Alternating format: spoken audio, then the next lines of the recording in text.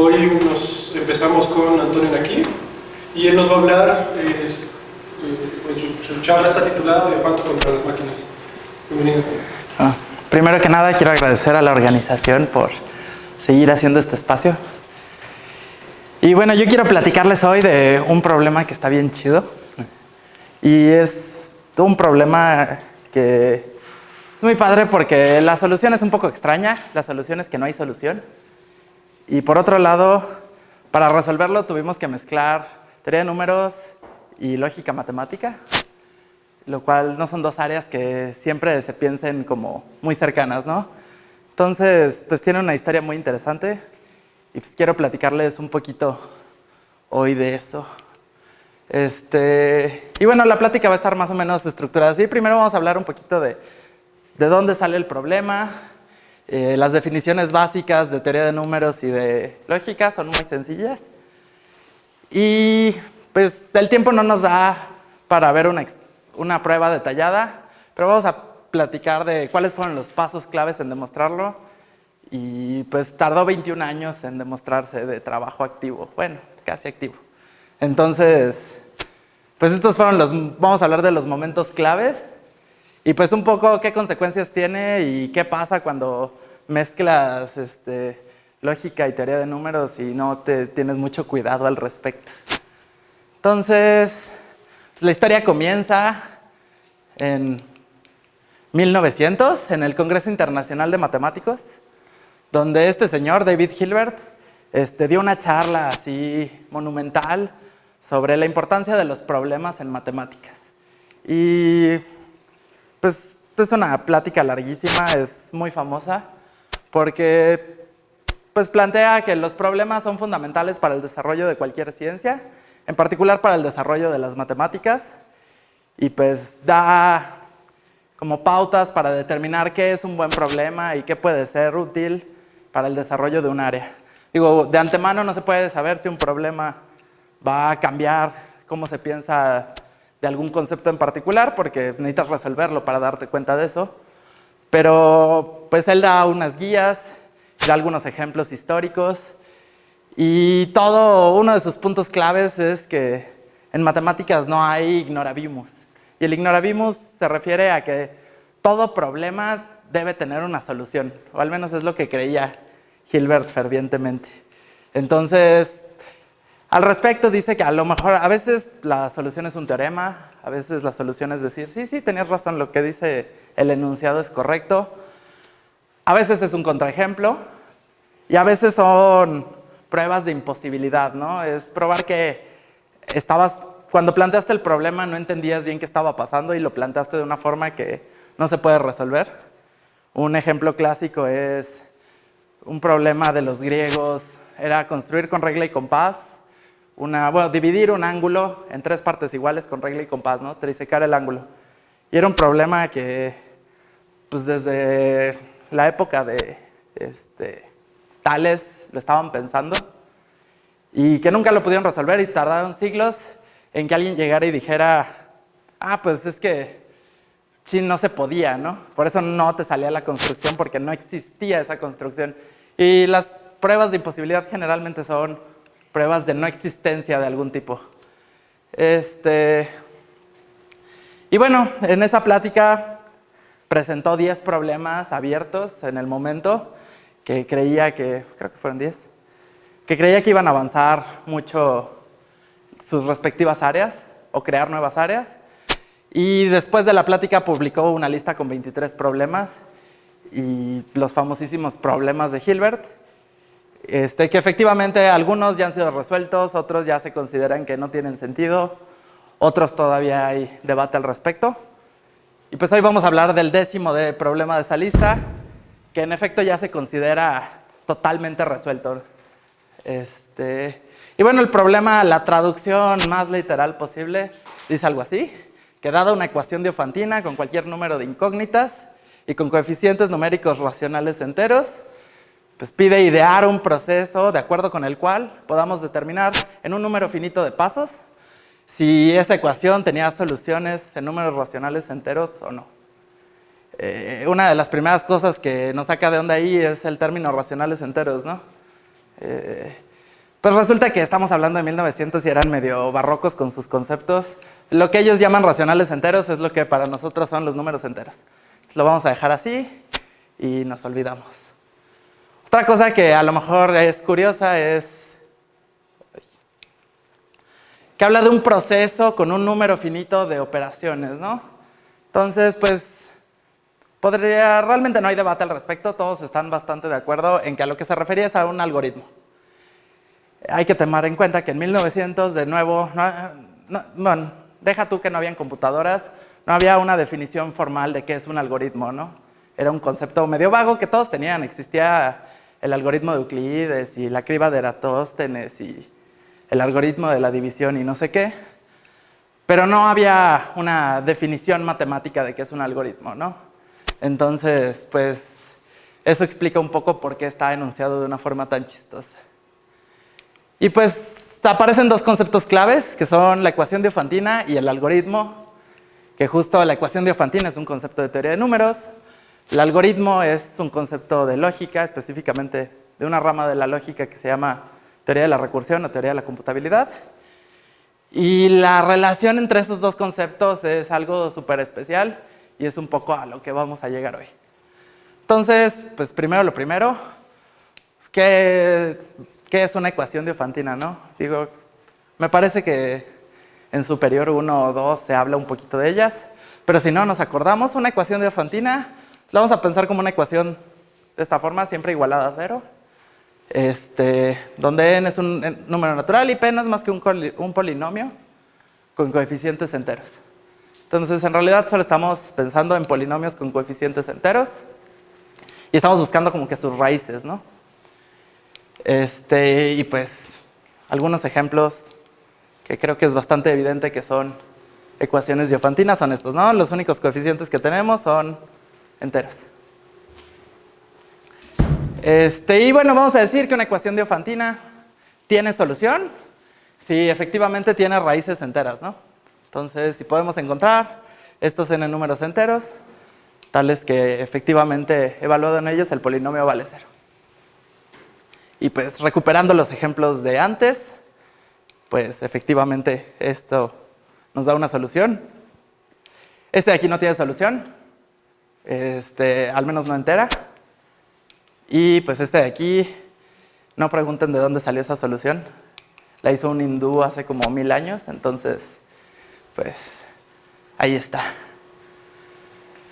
Y bueno, en realidad, este teoremita de Lagrange, que todo número natural distinto de 0 se puede ver como suma de 4 números al cuadrado, nos sirve porque nosotros estamos buscando un algoritmo que nos diga, pues tú dame una ecuación diofantina y yo te digo si existen sus soluciones o no. No nos importa cuántas hay ni cómo son, solo nos importa determinar si existen o no. Entonces este teorema nos dice que pues si a lo que nos huele es a que no existe tal algoritmo, basta fijarnos en ecuaciones diofantinas con soluciones naturales positivas, no enteras, ¿no? Porque a cualquier ecuación diofantina con soluciones naturales vamos a poder asociarle una ecuación diofantina con soluciones enteras. Si no hay algoritmo para determinar si la ecuación con soluciones naturales tiene solución, tampoco puede haber para la que tiene soluciones enteras, ¿no? Entonces, es un detalle técnico para simplificar. De hecho, se prueba más, que se puede probar que efectivamente hay un algoritmo para decidir si las ecuaciones diofantinas con soluciones enteras tienen solución. Sí y solo sí, hay uno para los naturales positivos. Entonces, es lo mismo. Y bueno, pues ya eso es básicamente todo lo que necesitamos saber sobre ecuaciones diofantinas. No para probarlo, pero sí para entender un poco por dónde va este choro. Y pues nos queda hablar de qué es un algoritmo. Pero aprovechando este teorema, pues le vamos a cambiar ahí enteros por naturales distintos de 0 y va a simplificarnos las cosas. Y aquí es donde empiezan las cosas más chistosas, porque las ecuaciones diofantinas se llaman diofantinas por Diofanto de Alejandría, que los griegos hace un montón de tiempo ya trabajaban con ellas. Para 1900 ya sabíamos bastante bien qué era una ecuación diofantina, o bueno, eso creíamos. Pero no sabíamos muy bien qué era un algoritmo, ¿no? Teníamos una idea medio intuitiva, pero nadie se había tomado la molestia de dar una definición formal.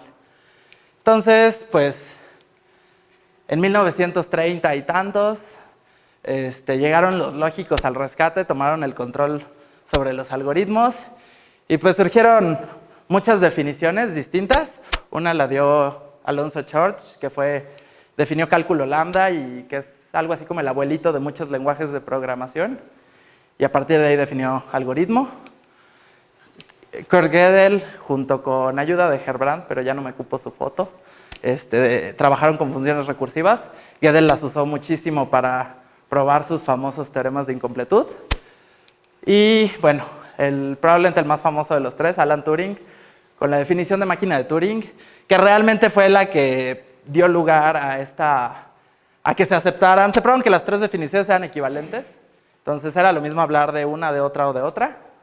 Pero la máquina de Turing ya era muy intuitiva, ¿no? Ves la definición y dices, pues sí, como que eso suena a que sí es un algoritmo, lo que se puede hacer con una máquina de Turing. De hecho, Turing lo dice, ¿no? Que se inspiró en esa época, las computadoras, las calculadoras, pues eran personas con lápiz y papel que se ponían a hacer un montón de cuentitas, ¿no? Y esa era tu chamba, ponte a hacer cuentitas. Alan Turing dice, pues me voy a quedar viendo lo que hacen, cómo hacen su chamba, y pues voy a definir un objeto matemático que los copie, ¿no? Pero pues, como es un objeto matemático, es mucho más eficiente al respecto. Entonces, pues se probaron que estas tres definiciones eran equivalentes, y de ahí nació el concepto de algoritmo y la definición formal de algoritmo.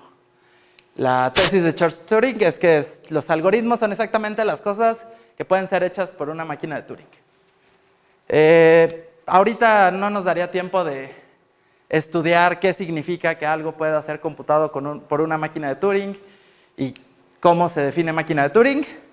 Así que nos vamos a quedar con esta idea, que es que la mayoría de los lenguajes de programación decentes pueden simular máquinas de Turing. Y digo simular porque las máquinas de Turing, al ser objetos matemáticos, no tienen limitaciones ni de tiempo ni de memoria, ¿no? Entonces, pues hay cosas que un programa en Python no puede tener longitud 2 a la 248 caracteres, ¿no? Porque no nos cabrían en el universo observable. Entonces, pues simulan máquinas de Turing porque dentro de sus restricciones de tiempo y memoria pueden hacer lo mismo que una máquina de Turing. Entonces, para nosotros, pues un algoritmo va a ser un programa que se puede escribir en estos lenguajes. Si están familiarizados con alguno, pues piensen en eso. Y vamos a suponer que tenemos tanta memoria y tiempo como haga falta. La ventaja de ser matemático es que nos podemos tomar esas libertades y no preocuparnos por el tiempo, ¿no? Entonces, a partir de esta definición de algoritmo, podemos decir que un conjunto sea recursivo, que piensen computable, pero a los matemáticos, a los lógicos que hacen teoría de la computabilidad, para que no los confundan con computólogos, le dicen teoría de la recursión y ya. Entonces, hablan de conjuntos recursivos, que son computables, y si hay un algoritmo que decide para cada natural si el natural está o no en el conjunto. Yo le doy a mi programa como entrada un número natural, y el programa, de alguna forma, en tiempo finito, decide, el número sí está en el conjunto A, o no está en el conjunto A. Y pues algunos ejemplos, pues el conjunto de los números pares, el conjunto de los números primos. Ojo, es computable, eso no significa que lo podamos hacer rápido, ¿no? Y pues el conjunto de programas en, por ejemplo, Python escritos correctamente, y por eso los que programan a cada rato intentan compilar y les dicen, no, lo escribiste algo mal, ¿no? Te faltó un punto y coma, pues es porque eso es computable. Hay otra definición un poco más general que la de conjunto recursivo, que es un conjunto recursivamente numerable. Y aquí, de nuevo, tenemos un algoritmo, pero ya no decide si un elemento está o no en el conjunto A, sino que me enumera elementos de A. Por eso es recursivamente numerable. Y pues esto quiere decir que yo le doy un número natural al programa y él me escupe algún elemento de A. ¿Cuál es el detalle aquí? Pues puede haber repeticiones. A lo mejor este programa, si el 0 está en el conjunto A, me repite 0 10 millones de veces, pero después del número 10 millones me da números distintos siempre, ¿no? No podemos saber exactamente cuándo ya acabamos de enlistar a todos los elementos de A, no tendremos que esperarnos toda la eternidad para acabar para estar seguros que ya enlistamos a todos los elementos de A. Entonces, a pesar de que todo conjunto recursivo es recursivamente numerable, si puedo decidir si un elemento está o no, pues puedo irlos enlistando los que me diga el otro programa sí está. También hay conjuntos que son recursivamente numerables, pero que no son recursivos. Aquí es cuando los ejemplos sencillos como los números pares se acaban, pero pues un ejemplo es este. Imagínense que tenemos todos los teoremas que se pueden demostrar a partir de los axiomas de Peano. Y los codificamos con números naturales, ¿no? La computadora codifica letras en ceros y unos, imágenes en ceros y unos, videos completos en ceros y unos, ¿no? Entonces, pues podemos imaginar que podemos codificar teoremas o enunciados de teoremas con números naturales, ¿no? Pues si tenemos el conjunto de exactamente los teoremas que se pueden demostrar, es recursivamente numerable, pero no es recursivo. Y la idea es que pues yo puedo intentar todas las cosas que sean una prueba, una demostración en matemáticas, al menos pensada como lógico, no es más que una cadena finita de símbolos, ¿no? Que cumplen ciertas propiedades específicas. Entonces, pues yo puedo verificar todas las pruebas bien hechas que existen, y cada una me da un teorema, y entonces los puedo ir enlistando, pero nunca sé cuándo ya demostré todas las cosas que había por probar. Entonces, pues va a ser recursivamente numerable, pero no va a ser recursivo.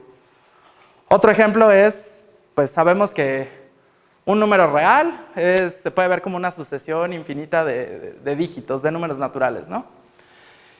Y sabemos que esa sucesión es periódica, sí, solo si el número es racional.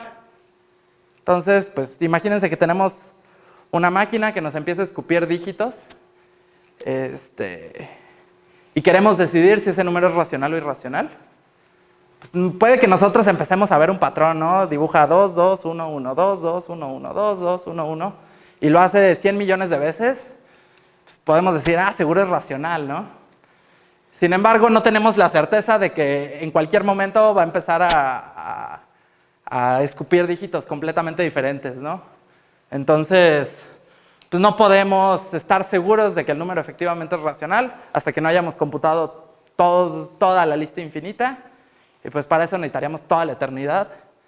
Entonces, como que también va a ser recursivamente numerable, pero no recursivo. Y pues ya, con eso ya tenemos más o menos la idea de qué es un algoritmo formalmente, y pues podemos empezar a platicar cómo fue que se trabajó esta solución. Entonces, el primer punto clave, que fue lo que abrió el lugar para que se atacara este problema, porque pues, piénsenlo, ustedes les dicen, yo te voy a dar, tienes que idear un proceso, un algoritmo, tal que yo te doy una ecuación diofantina, la que se me ocurra puede tener 8000 incógnitas y elevadas a exponentes arriba de 80000. Y pues, tú me tienes que decir si tiene una solución o no. Y tienes que idear un proceso que funcione para todas las ecuaciones diofantinas. Entonces, suena difícil, ¿no? Suena que encontrar las soluciones no va a ser trabajo fácil. La primera idea fue, bueno, vamos a voltear el problema, ¿no? Vamos a partir de conjuntos de soluciones y vamos a buscar ecuaciones diofantinas que les correspondan a esas soluciones, ¿no? Y pues esta idea se pone formalmente con la definición de conjunto diofantino. Básicamente decimos que un conjunto es diofantino si puede encontrar una ecuación diofantina, o bueno, un polinomio con coeficientes enteros, de tal forma que para los elementos de S, que piensen en A como un parámetro en la ecuación diofantina, Entonces, para algunos parámetros puede tener solución y para unos parámetros puede no tener solución. Y entonces un conjunto va a ser diofantino si es el conjunto de parámetros para los cuales alguna ecuación diofantina tiene solución. ¿Sí? Entonces, visto al revés, si partimos de una ecuación diofantina con algún parámetro, digamos A, pues nos podemos fijar para qué parámetros sí tiene solución, para cuáles no. Meto a todos los parámetros que sí tengan solución en una bolsa y ese es mi conjunto S, ¿no?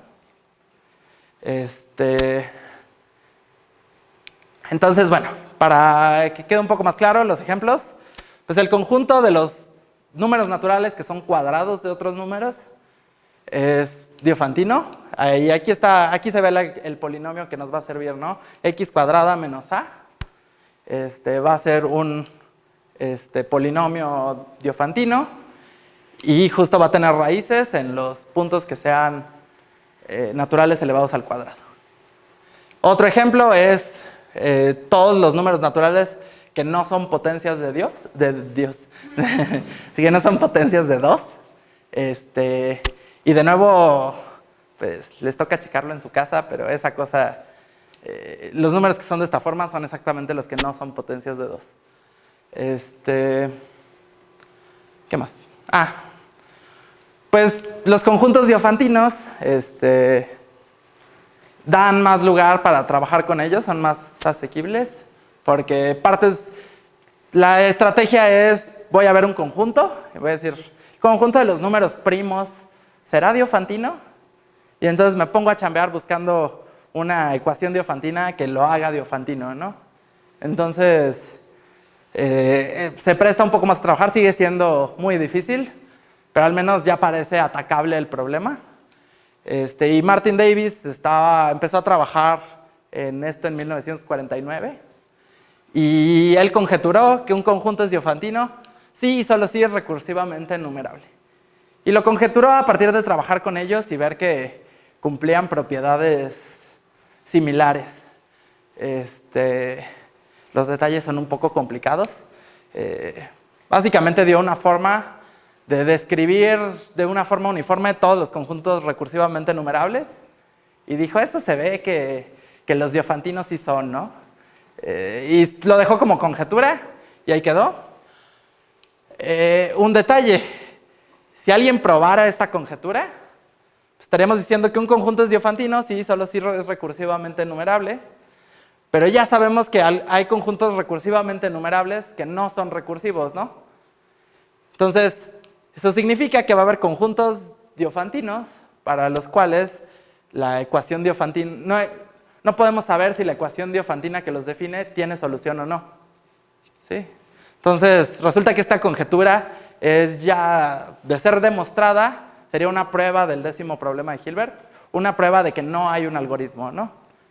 Justo porque hay conjuntos recursivamente enumerables que no son recursivos.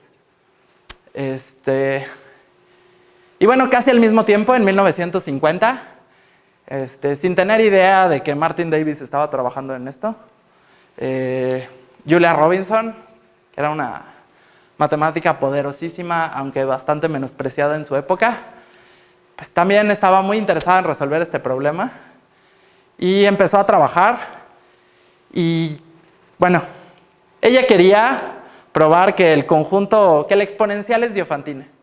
Que la exponencial es diofantina solo significa que si yo tengo tres números A, B y C, tal que A elevado a la B es igual a C, y de nuevo todos son naturales distintos de 0, este conjunto de ternas de números es diofantino. Y hace rato les hice trampa porque solo les puse un parámetro, pero pueden haber muchos y hay técnicas para colapsarlos en uno solo. Entonces podemos pensar que son eneadas de parámetros o que es uno solo y según lo que nos convenga es lo que vamos a hacer. Entonces ella quería ver que la exponencial es efectivamente un conjunto diofantino, este conjunto de aquí, y es un problema muy relacionado con las técnicas que usó Gödel para probar los teoremas de incompletud. Y sin embargo no pudo probarlo, no pudo probarlo, pero llegó a esta hipótesis y dijo, pues esta hipótesis implica que este es diofantino, también que el factorial es diofantino y que el conjunto de números primos también es diofantino. Y esta hipótesis está escrita bien extraño, pero básicamente nos habla de un conjunto que crece exponencialmente. Y esto es, pues, cualquier par de elementos en el conjunto diofantino cumple esta propiedad de aquí, que B es menor que A a la A, pero que si me tomo cualquier natural, yo puedo encontrar un par tal que B es mayor que A a la K, ¿no? Es como que esta desigualdad se volteó. Y pues eso nos dice algo así como que hay conjuntos diofantinos que crecen exponencialmente. Eso fue una hipótesis y dijo, pues me late que sí es cierto, pero no puedo probarlo.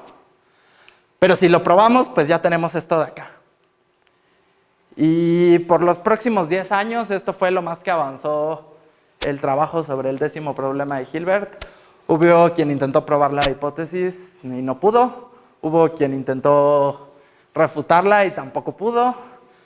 Y estuvo estancado un rato hasta 1959, que de nuevo Martin Davis, ya enterado del trabajo de Julia Robinson, se juntó con Hilary Putnam, que a lo mejor lo conocen más por su trabajo en filosofía.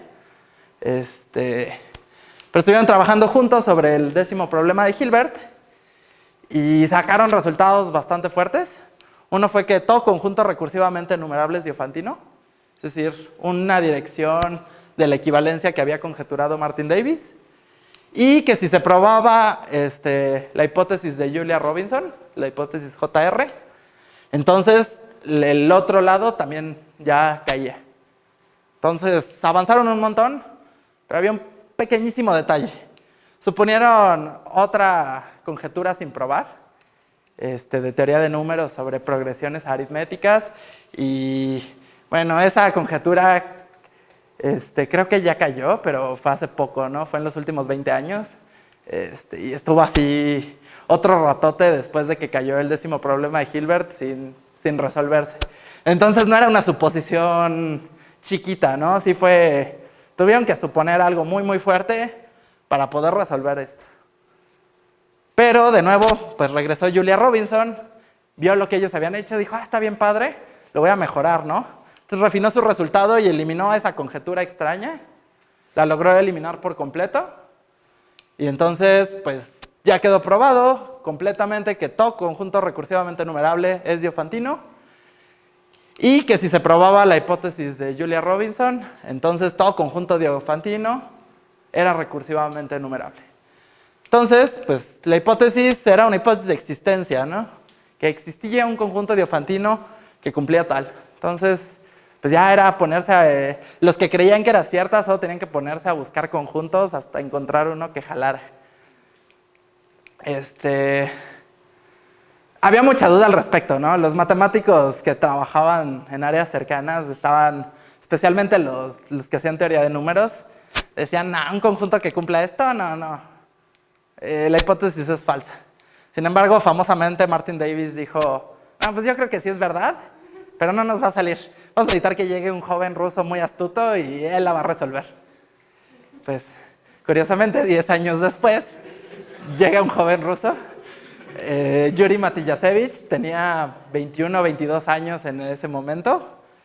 Y pues prueba que este conjunto de aquí, donde los pares A, B, donde A es mayor que 0, y B es F2A, donde Fn es el enésimo término de la sucesión de Fibonacci, probó que ese conjunto era diofantino y crecía exponencialmente, es decir, cumplía la condición de Julia Robinson.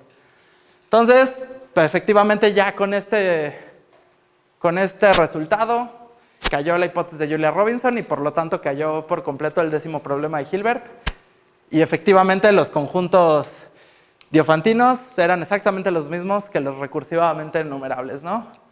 A veces se le llama teorema de Matijasevich nada más, pero muchas veces se pone a los 4 que participaron y que estuvieron trabajando, ellos 20 y tantos años, él como 3 años, para que cayera este problema. Y bueno, el corolario es lo que les decía hace rato.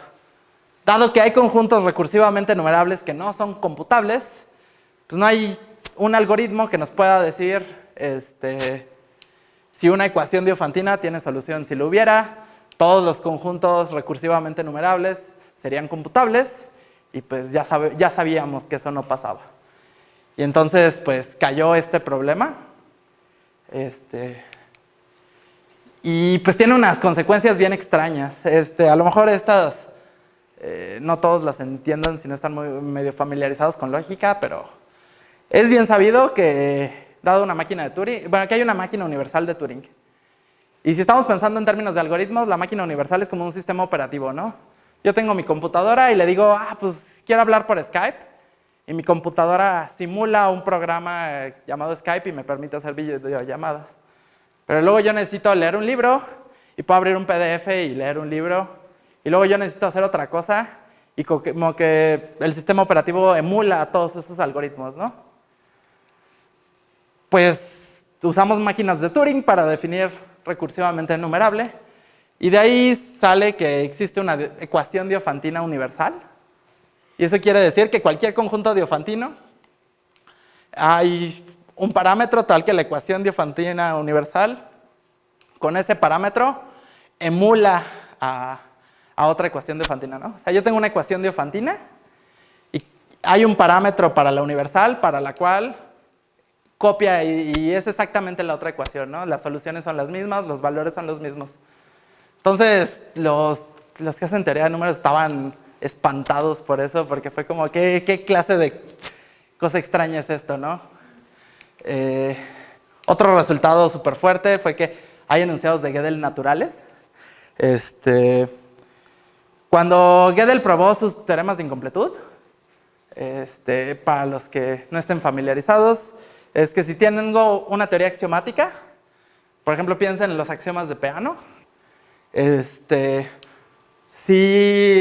yo puedo saber, si tengo un algoritmo para decidir si algo es axioma o no de esa teoría, entonces no puede ser completa y consistente al mismo tiempo. Es decir, o me responde todas las preguntas, pero dice estupideces, o no dice estupideces y hay preguntas que no me puede contestar. Es decir, hay afirmaciones verdaderas que no se pueden probar. Cuando lo probó, había mucho escepticismo sobre si solo había sido un truco de lógico, porque construyó un enunciado medio autorreferente que dice yo no soy demostrable, codificado de alguna forma. Y eso era el enunciado que era verdadero y no se podía demostrar. Y pues todos eran escépticos sobre eso. Pero vía este resultado, tenemos que uno de esos enunciados de Gödel indecidible es si cierta ecuación diofantina tiene solución o no. Hay unas equivalencias lógicas por ahí, pero pues no nos da tiempo de platicar más al respecto. Y bueno, la última es que todas las afirmaciones de la forma, para todo natural se cumple una propiedad, donde esta propiedad ya no lleva cuantificadores. Y bueno, algunos ejemplos de afirmaciones de esa forma son la hipótesis de Riemann, la conjetura de Goldbach y el último teorema de Fermat. Codificados de alguna forma. Son equivalentes a que una ecuación diofantina no tiene soluciones enteras. Sin embargo, si una ecuación diofantina tiene soluciones, es bien fácil probarlo, ¿no? Encuentras la solución, la metes, la computas y ves que te da 0.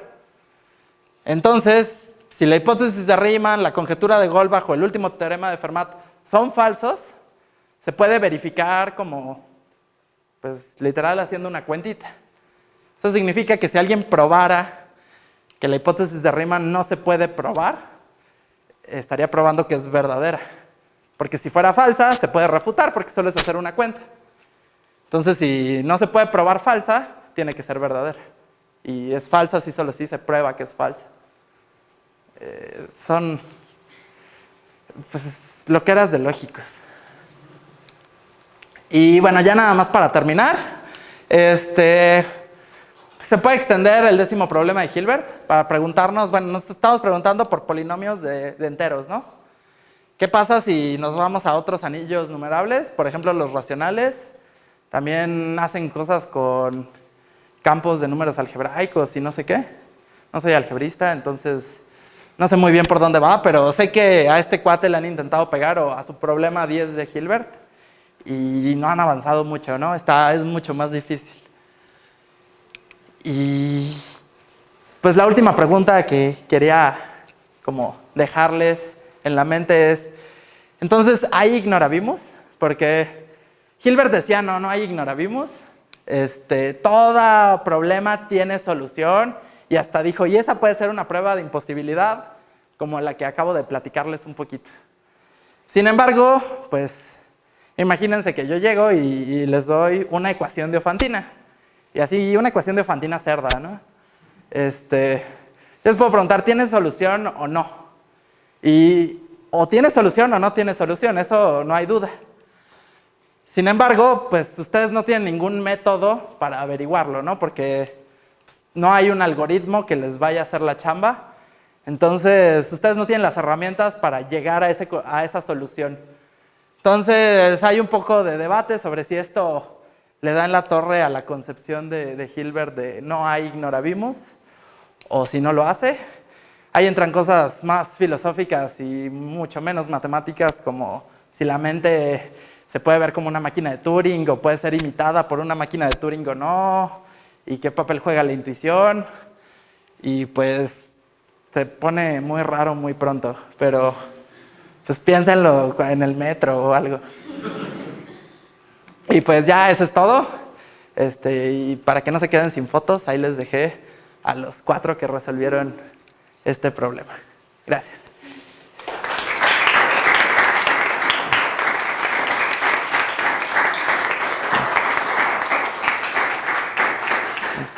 Bueno, ¿hay alguna pregunta? No, pues si no, te pedimos si tienes alguna pregunta para ellos para que se ganen una taza. Ah, sí. ¿Les gustan las referencias oscuras? ¿Alguien sabe cuál es el epitafio de la lápida de Hilbert? Y tiene que ver con el ignorabimus. Primero que es ignorabimus. Ignorabimus es esta idea de que hay cosas que no podemos saber. Y él creía que no hay, es decir, que todo problema tiene solución. ¿No? Bueno, algo más fácil. ¿Alguien sabe, conoce algún otro problema de Hilbert que no sea el 10º y más o menos qué pedo? Pláticas de esto. ¿No? ¿Nadie? Chin. ¿Alguien sabe cuántos problemas de Hilbert hay? ¿Cuántos? Bueno, pues después del Congreso, publicó. Sí. ¿Y sabes cuántos iba a publicar originalmente? Bueno, dice que pero sí. Ah, sí, no, pero él ya tenía la lista de 20. No, es que resulta que iba a publicar 24 y luego se arrepintió, pero a los compas con los que estaba trabajando no les dijo del 24avo y nadie sabe muy bien qué pedo. Le encontraron los manuscritos hace como 20 años y fue como, ¿de dónde salieron? ¿Quién sabe? Pero pues sí, son 23. Pues ya. Y aquí te damos constancia y Muy bien, gracias. Gracias. y otra vez.